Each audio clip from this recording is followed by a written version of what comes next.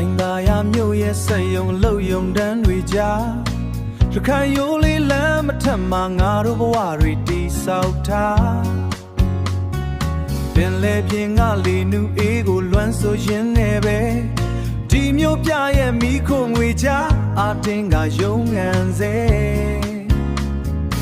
မနက်ခင်းဆိုပဲသမီးနဲ့တူအလုတ်စင်းဖို့ပြင်ရင်ထဲမှာတော့မွေးရမြေကဖျားစေဒီတွေကိုမြင်လိုင်းသာယာရဲ့လမ်းကြားလေးတွေတဲ့အမိမြေကိုတတိယရခိုင်သွေးနဲ့တီချီစွာပဲခက်ခဲတွေကိုရင်ဆိုင်ရအိုးလိုင်းသာယာကရခိုင်ရိုးလေးရဲ့အိမ်ပြန်လန်းရဲ့ပင်လေလိုက်တဲ့တွေဝေးပေမဲ့စိတ်မှာတော့စုံစည်းရဲ့ဒီမျိုးပြချီတဲ့မှာငါတို့တွေ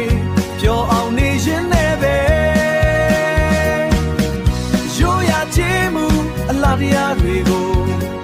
ရင်ဝေပိုက်ကဆောင်ရှောက်စေ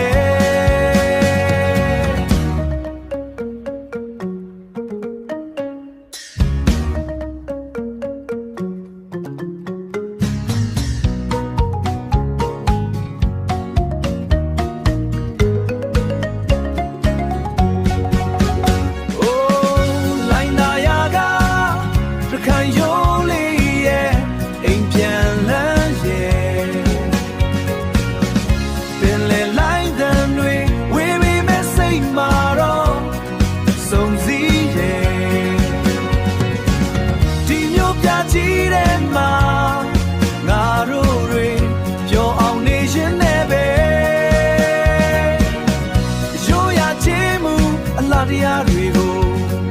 ရင်ဝေပိုက်ကဆောင်ရှောက်စေ